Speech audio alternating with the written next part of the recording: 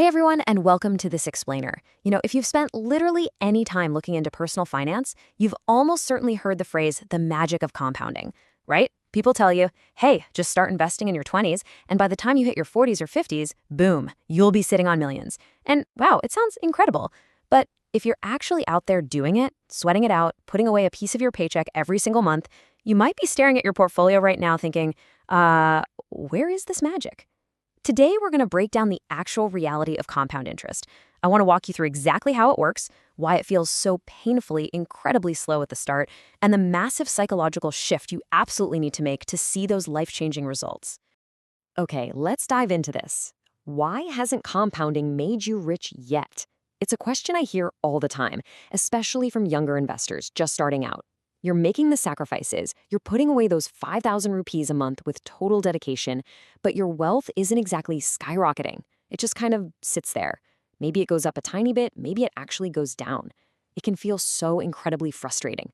Honestly, you start to wonder if you're doing something wrong or if this whole compounding thing is just a giant myth sold by financial gurus.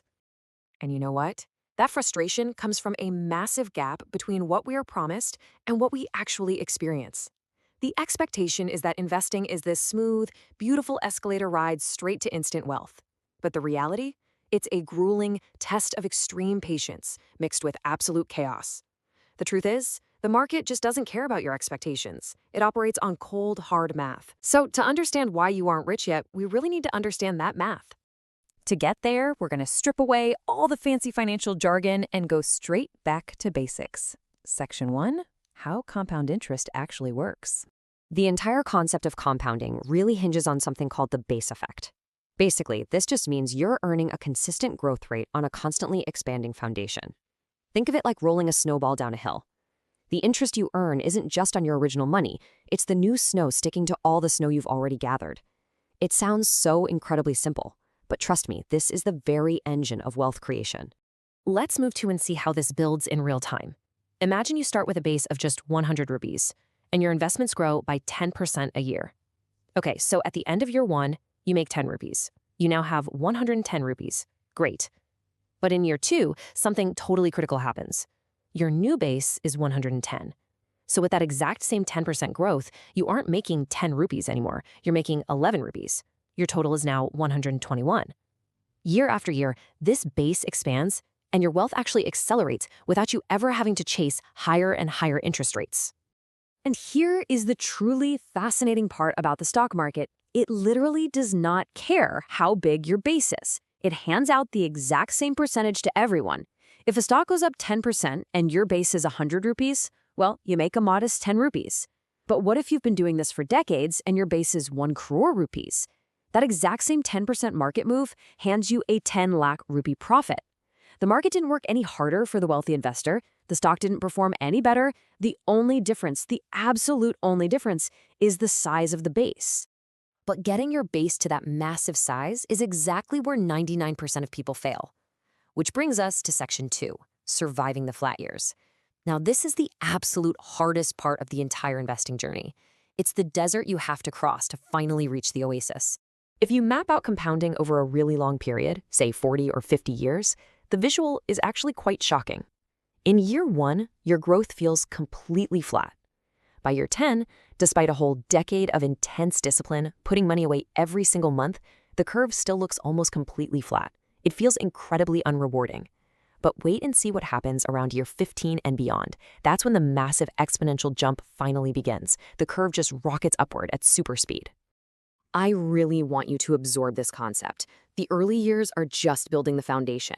The flat line is totally normal. If you're in your 20s or 30s and you feel like your investments are going absolutely nowhere, I need you to know that this is a mathematical certainty. It's not a personal failure. You haven't picked the wrong strategy just because you are a millionaire in year 5. Your base is simply too small to show that explosive acceleration yet. You're doing exactly what you need to be doing, building the base. Now, I do have to confess something. Up until this point, I've been explaining compounding using a neat little theory, an Excel sheet where everything grows by exactly 10% every single year. But life isn't an Excel sheet. Section 3, the smooth curve illusion versus choppy reality.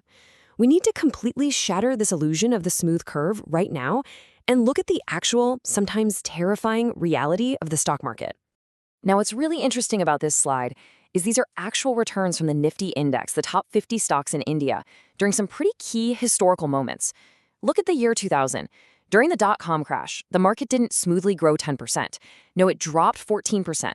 Then, a few years later in 2003, it absolutely exploded upward by 71% in this massive bull run. And then, just when you felt totally invincible, 2008 hit with the global financial crisis, and your portfolio would have plummeted by an agonizing 51%. Down, up, violently down again. This is the reality of investing. It's a complete roller coaster. But despite all that terror, despite losing half your money in 2008, despite the dot-com crash, negative years, and global panics, if you had simply invested 10,000 rupees in the Nifty index in January 2000 and just never touched it, by December 2020, 20 years later, it would have grown to exactly 92,664 rupees. You literally did nothing but hold on for dear life, and your money multiplied more than 9 times. And this is exactly where the financial industry sometimes misleads you. The lie is when someone looks at that 10,000 turning into 92,000 and tells you, oh, look, the market gives you a smooth 11.78% compound annual growth rate. They calculate the CAGR and make it sound so peaceful. But the truth? The truth is that you never actually experienced a smooth 11.78% year. You experienced terrifying swings, 50% drops, and massive spikes that just mathematically averaged out to 11.78% at the very end. That smooth line completely hides the emotional violence of the actual journey. Which brings us to our final and honestly most critical section. Section 4, the long-term mental shift. Because understanding the math, that's only 10% of the battle. The other 90% is mastering your own psychology so you don't sabotage your portfolio when things get genuinely ugly. So the crucial point is this. To actually reach that massive final compounding number, to get to year 15 and beyond, where the curve rockets up, you absolutely must survive the journey. You have to mentally accept that you will face months, sometimes even consecutive years, of negative returns. You will live through terrifying economic events like the 2008 financial crisis, and through all of it, you will have to fight the intense biological urge to panic sell and protect whatever money you have left. And this brilliantly illustrates what investing truly is. The magic of compounding is dealing with uncertainty. Think about it. Anyone can hold a stock when it's going up. That's easy. But true wealth is forged in the fire of uncertainty. When your portfolio is bleeding and the news is practically screaming that the world is ending, your ability to do absolutely nothing, to stay invested and let the math work over decades, that is the real superpower. That tolerance for uncertainty is the exact price you pay for financial freedom. So as we wrap up this explainer, I want to leave you with one single profound question. Are you ready to endure the chop for the long-term magic? The math absolutely works. The base effect is 100% real. But you have to be willing to endure the flat line of the early years, and you have to be brave enough to hold on through the terrifying dips.